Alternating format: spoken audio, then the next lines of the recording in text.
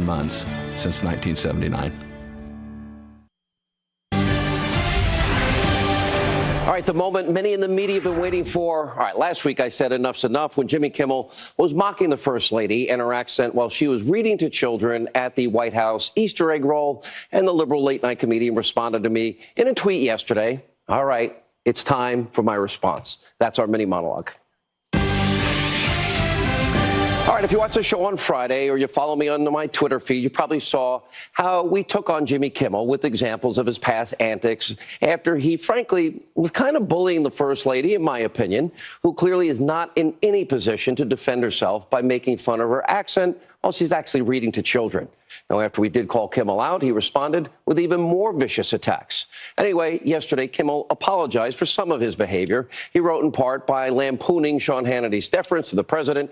I most certainly did not intend to belittle or upset members of the gay community. And to those who took offense, I apologize. I will take Sean Hannity at his word that he was genuinely offended by what I believed and still believe to be a harmless and silly aside referencing of our First Lady's accent.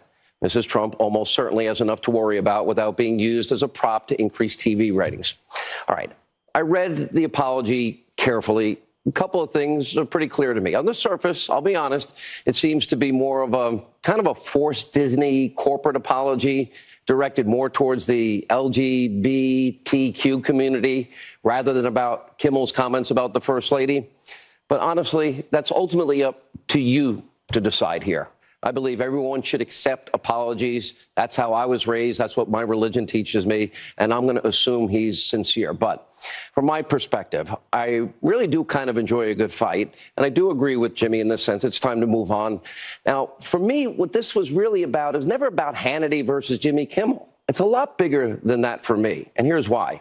Just the level of hatred, vitriol against this president and his family is frankly unprecedented, as we've been talking about all night tonight. The left in this country, they've even attacked the president's, 10, 11, 12-year-old son. And what's even worse is we have this corrupt media industrial complex. We see it all working tonight, daily, breathlessly, saying pretty much anything and everything in an effort to literally hurt this president and bring his family down. Now, attacking the First Lady for her accent while reading to kids is just one small example, but it's a line in the sand for me. It's obvious that Melania, Barron, they're not political in their roles, and those cheap shots, I'm saying, need to end. Now, look, I was a tough critic. People have been writing on, you're a tough critic of President Obama and his policies, and you always talked about him and Michelle and going to the Church of GD America and hanging out with Bill Ayers and Bernadine Dorn and Reverend Wright and so on and so forth. And that's all true, by the way. And I also criticized Michelle Obama's political statements. Like, I couldn't believe a couple of times she said, for the first time in my adult life, I'm proud of my country. I'm like, really? Makes no sense. And the liberal media is trying to say that my commentary of Michelle Obama's political statements is somehow similar to what Jimmy Kimmel said about Melania Trump. Frankly, that's a lie. They know it. I was criticizing Michelle Obama on the substance of her political comments.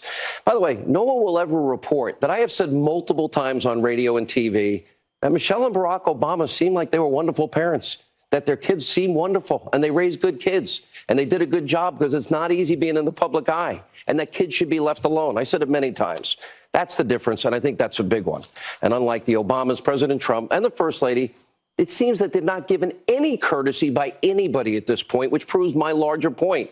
The media is now wholly an extension of the Democratic Party. This show and a few other voices on this network and talk radio, we're the rare exceptions to this rule.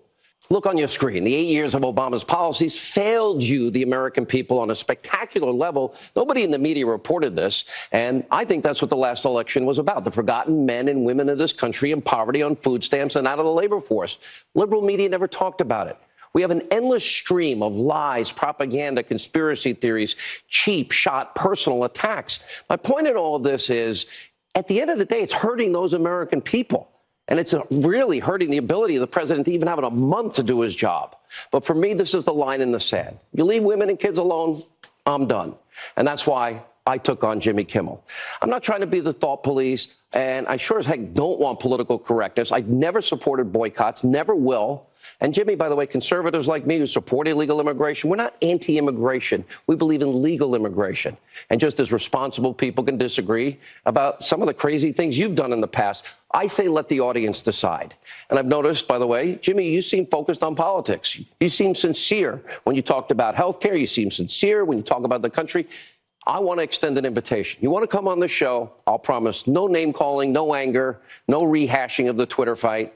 You want to have a serious discussion. We can talk about the president, his policies, healthcare, comedy, political correctness, ending boycotts, how I've supported Bill Maher, Howard Stern, Don Imus, Opie and Anthony, people that I disagree with vehemently. My bet is you'll actually agree with me on a lot more issues than you think. But from my point of view, it's over with Jimmy Kimmel. But I meant what I said. Unfair attacks. There need to be an end to this. There's no shortage, by the way, of comedic material out there. By the way, Jimmy, if you do want to start up again, I promise I'll punch back even harder. And my producers spent all weekend compiling a lot of your highlights or lowlights in your career. They don't make you look too good. So instead of airing them, we'll put them in storage. And we have more important pressing issues like what's happening in Syria and the gassing of women and children. All right, when we come back, the video of the day.